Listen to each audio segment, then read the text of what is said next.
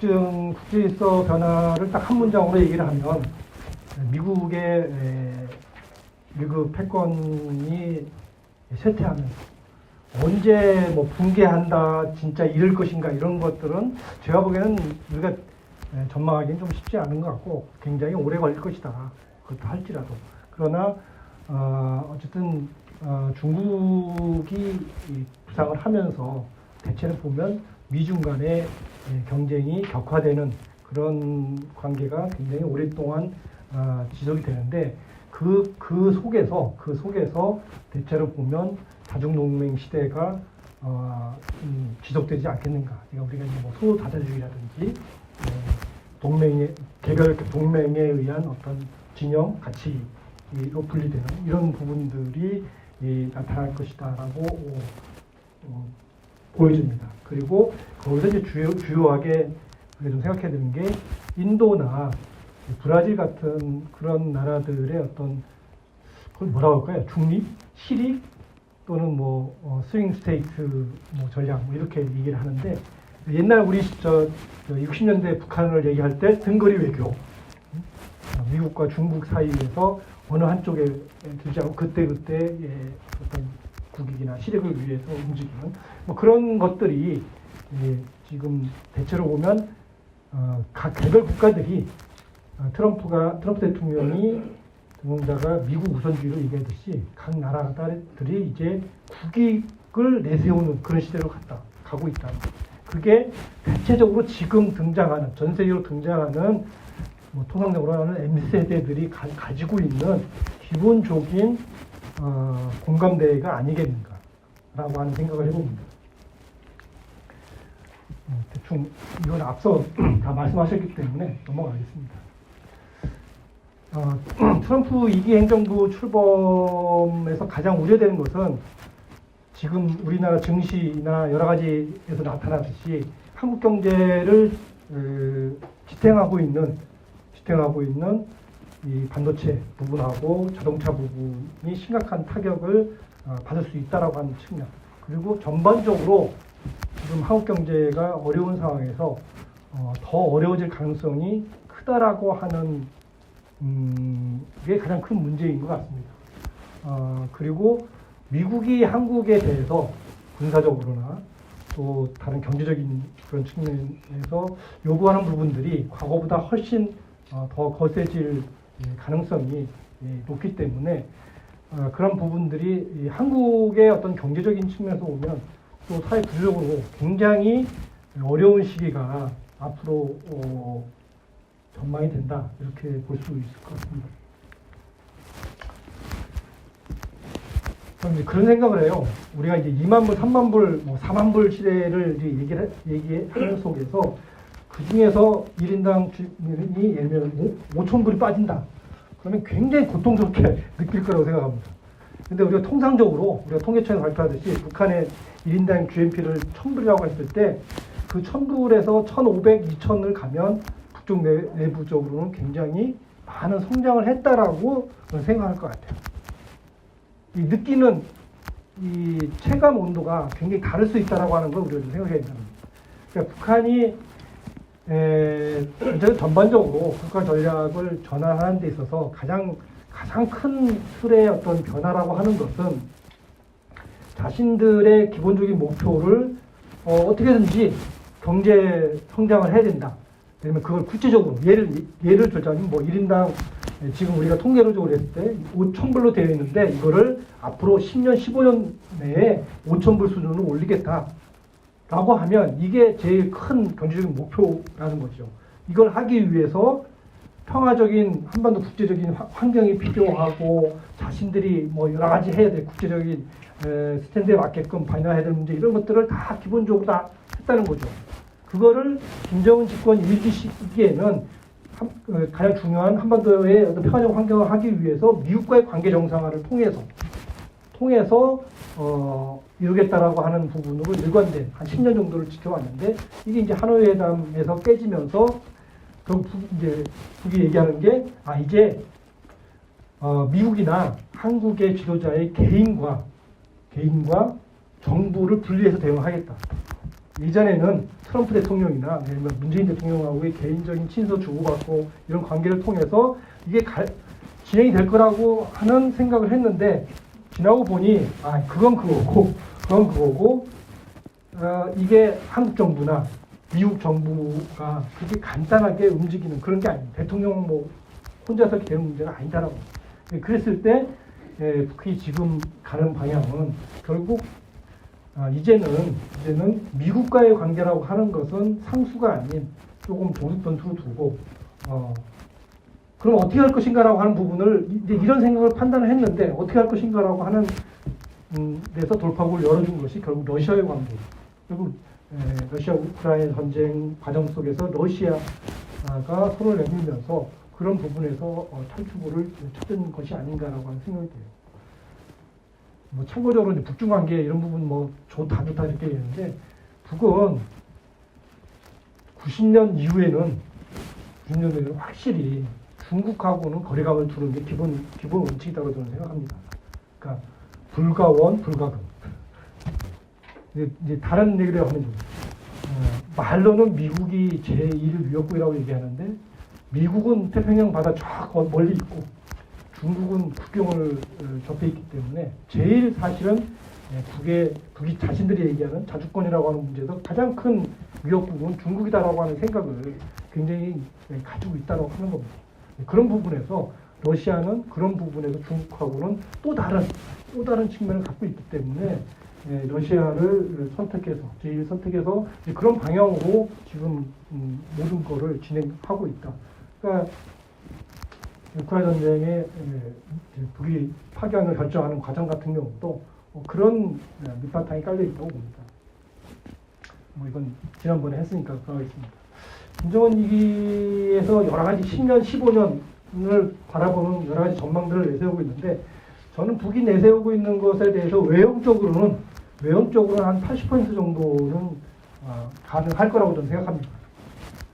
뭐 예를 들면 집을 뭐 10만 채를 짓는다고 했을 때 그 집이 우리가 생각해 봤을 때 저런 난림공사의 부실공사 뭐 이런 얘기들이 나올 수는 있지만 어쨌든 그 수치적인 목표 북이 하고자 하는 이런 부분들의 대체로 80% 정도 수준은 갈 거라고 봅니다. 거기에 이제 플러스해서 북이 채우자 하는 부분이 결국 미국과의 관계 정상화, 일본과의 관계 정상화 이 부분이 굉장히 중요한 부분입니다. 특히 일본과의 관계 정상화를 통해서 식민지 통치의 배상금으로 받게 되는 물자 수요 이런 부분들이 북으로서는 상당히 실리적인 사고를 해봤을 때 명분보다 그런 부분을 선택할 가능성이 여전히 남아있다고 봅니다. 트럼프 등장의 북한의 대외 단합 정책 결국에는 관계 정상화를 통한 미국과의 대화에는 나올 거라고 봅니다. 이게 이제 6월 10일 6일의 북미 공동선언에서도 그렇게 나와 있죠. 6일 북미 공동선언의 가장 핵심은 두 나라 사이의 수교, 관계 정상화를 통해서 상호 관심사인 조선반도의 평화적인 평화 조성과 한반도 비핵화 이 부분을 동시 병행적으로 해결해 나간다라고 하는 것이죠. 그런 부분에서 기본적으로 이렇게 북미 간에 상호 간의 연락사무소를 두고 뭐 이런 것들은 북미 간의 관계 정상, 그 6.12 공동선언의 공동성명의 기본 정신을 미국이 추진을 하겠다고 한다면 뭐 어느 정도는 호응을 하지 않겠느냐 하는 생각이 듭니다. 물론 그게 타결이 될 거냐 말 거냐라고 하는 것은 굉장히 어려운 과정이다. 우리가 2000년대 육자회담 과정에서 보이듯이 사실 이 한미일 간에 걸려 있는 또 중국과 러시아, 중국과 북한, 중국과 미국과 이런 복잡한 관계 속에서 과연 이게 어느 정도 합의를 될지는 굉장히 복잡한 문제라고 저는 생각합니다. 다만 2000년대 북한이 아니라고 하는 점, 또 북이 지금 현재 적어도 1980년대 중반 이후에 가장 좋은 국제 환경 속에 지금 북한이 있다라고 하는 생각을 할 것 같습니다. 그래서 대체로 보면 지금 우크라이나 전쟁이 내년 상반기에 대체로 정리가 된다라고 북은 생각하는 것 같아요. 그 이후에 북은 내년 5월 이후에 본격적으로 이제 문을 연다? 이 문을 연다는 게 이제 한미일의 문을 여는 게 아니라 북의 우호적인 전반적인 지금까지 우호적인 관계를 형성했던 국가들, 뭐 브릭스나 뭐 글로벌 사우스라고 하는 그런 나라들과의 관계를 하기 위해서 전면적으로 나올 것이다. 그 상징적인 조치는 뭐 우크라이나 전쟁 상황에 따라 달라지겠지만 내년 5월 이후에는 북이 러시아와의 관광이나 중국 관광 이런 부분에 대해서 대폭 이제 문을 틀 것이다. 이번 북러 경제위원회에서도 평양과 모스크바, 지금 블라디보스토크하고 돼 있는데 평양과 모스크바 그다음에 러시아의 몇몇 주요 도시와의 직항 개설을 합의하는 이유가 내년 5월부터 전반적으로 관광부터 시작해서 북이 대외적으로 확 나오는 모습을 보여주기 위해서 그런 합의들을 하고 있는 것 같습니다.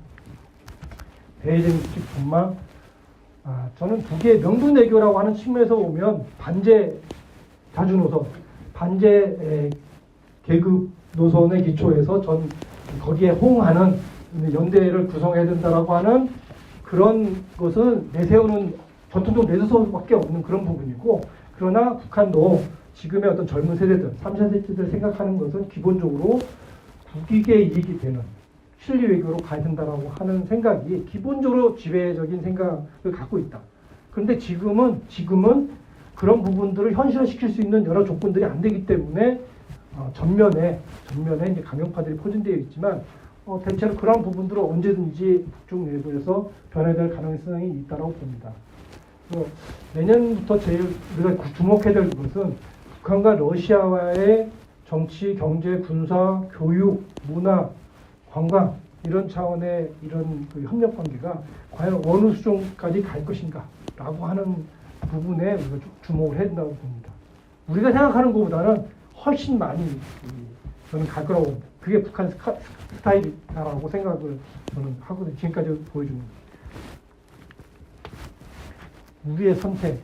가장 중요한 거는 그런 것 같아요. 뭐 여기 계신 분들이 우리가 자유민주주의 질서로 북한을 지금 당장 후퇴해야 된다라고 생각하시는 분들은 많지 않을 것 같고, 없다고 생각할 것 같고, 우리가 지금까지 가지고 왔던 남북기본합의서에 있는 남북 간의 어떤 특수관계, 통일을 지향하는 과정에서 형성된 남과 북의 특수관계, 이 부분을 지금 북이 두 민족, 두 국가론으로 얘기한 거 아닙니까? 그러면 그것에 대해서 우리가 어느 부분을 수용하고 아니면 전면 부인하고 기존에 갈 것인가라고 하는 부분에서 굉장히 큰 논쟁이 이제 벌어질 거라고 생각합니다. 대체로 가면 네 가지의 견해가 앞으로 우리 내부에 굉장히 이제 논쟁이 될 거라고 생각하고 있습니다. 기존에 지금 정치권으로 보면 국민의힘을 찍는 분들 중에서 한 반 정도 여전히 자유민족 통일 실현론을 지속하는, 북한이 뭐 붕괴할 날이 얼마 안 남았다, 등등 이런 여러 가지적인 쪽에서 얘기가 나오겠죠. 평화 공조를 통한 국가연합 방식의 통일, 대체로 저게 이제 김대중 대통령 이후에 문재인 정부까지의 대체적인 생각이고, 최근에 이렇게 우리 민주당 국회의원들 몇 분 이렇게 의견을 받아보니까 대체로 아직도 저런 방식을 우리가 지켜나가야 된다. 북한이 변하더라도 우리는 저 부분을 꿋꿋이 지켜나가야 된다는 생각을 하고 있는 것 같습니다. 세 번째로는 일정 정도 인정을 하자. 그래서 북한이 얘기하는 두 민족론을 받아들일 수는 없고, 일민족 일국가론의 입장에서 이 두 국가 체제를 굉장히 오랜 시간을 갈 수밖에 없고, 그 과정을 통해서 결국 하나의 민족으로 통합을 해야 되는 거 아니냐라고 하는 생각. 다른 쪽은 이제 요즘 전세도 많이 이런 얘기죠. 그냥 따로 살자. 북쪽은 이쪽으로 이렇게 북쪽 나오는 거 보면 쟤네들은 우리하고 같은 인류가 아닌 것 같아. 라고 하는 생각이 굉장히 많습니다. 그리고 또 기본적으로 관심이 없어요. 젊은 애들. 북한? 관심 없어요. 그런 관점에서 두 민족 두 국가론을 일단 수용하자. 그리고 나중에 이 떨어진 두 민족 두 국가론을 두 국가를 다시 재민족 하나의 민족으로 결합하는 그런 방식으로 가자. 또는 그러한 선택은 우리가 아니라 이제는 미래 세대가 할 수밖에 없는 뭐 이런 과정이 있다고 보고, 두 번째하고 세 번째가 앞으로 사실 우리 주변에서는 많이 논쟁이 되지 않을까. 그리고 일부에서는 네 번째 주장을 하시는 분들도 앞으로 이제 생각이 생겨날 거라고 봅니다. 장기적으로는 저는 우리의 사고를, 북한에 대한 사고를 좀 많이 바꿔야 된다고 생각합니다. 민주당이나 다른 이제 시민단체에 가서 이렇게 강연을 해보면 여전히 우리는 관성적으로 옛날에 대한 사고들을 많이 하고 있습니다. 이거를 조금 일단 바꿔야 된다. 지금의 정세의 흐름이라고 하는 부분들을 좀 수용을 하고 그 틀에 맞춰서 우리도 변화해 나가야 된다라고 하는 거죠. 그리고 그 변화의 기본적인 거는 어차피 조금 지나면, 예를 들면 북을 사고하는 데 있어서 교류나 협력 뭐 이런 걸 어떻게 하지? 언제쯤 재개하지? 이런 사고를 상당 부분 이제 접어야 된다. 자, 그 속에서 우리 내부에를 뭘 할 것인가라고 하는 거. 라고 하는 사고로 좀 중심을 가야 됩니다. 그리고 그런 사고의 중심이 이제는 30대, 40대들 사고를 해야 된다는 거죠. 북이 다시 혹시라도 남북교류나 대화에 다시 나온다면, 10년 후에 나온다면, 이미 우리 세대, 지금은 50대, 그동안 이런 데 관심이 있던 50대 후반, 중후반, 60대 세대들은 이제 주류에서 물러나고 새로운 세대들이 등장을 할 텐데, 그러한 세대들에 맞는 사고와 어떤 구조를 만들어야 된다는 겁니다. 그리고 두 번째로는 지속 가능한 합의 구조를 만들어야 된다. 우리 내부가. 북이 완전히 단절을 선언하고, 우리 이제 남조선혁명 이런 거 옛날에 과거에 그런 거 우리가 시도했는데 이제 안 할래. 이거 김정은 위원장 자기 본인 말로 얘기를 하잖아요. 과거형으로.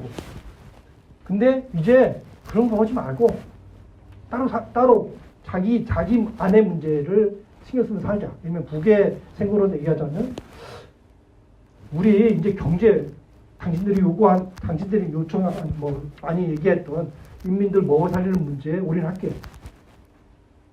당신은 당신들대로 당신의 남쪽의 어떤 경제든 지금 시급한 여러 가지 문제들을 해결하는 게 하고, 다만 군사적인 블록을 형성을 해서 거기에 뭐 합동훈련을 하고 하는 이런 문제들에 대해서는 강대강으로 대응을 하겠다. 뭐 이런 거죠. 이제 그랬을 때 우리가 앞으로 10년이라고 하는 5년, 10년을 바라보고 어떤 지속 가능한 어떤 뭐 대북 정책, 통일 전략 이런 부분들을 합의를 만들어낼 것인가, 이 부분이 지금 우리한테는 가장 중요한 부분이 아닌가 생각을 합니다. 네, 감사합니다.